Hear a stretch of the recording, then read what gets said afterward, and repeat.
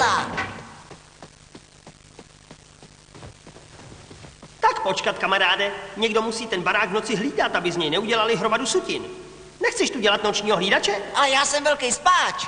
No, problémo. Tady máš pěťák do automatu na kafe.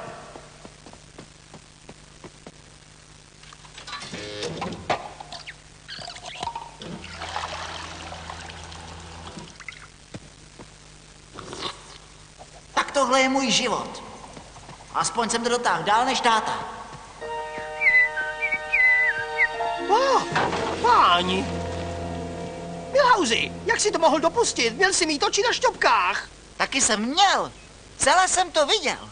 Budova se napřed začala řítit a pak se zřítila. No tohle. Kam pak se asi poděli všechny ty krysy?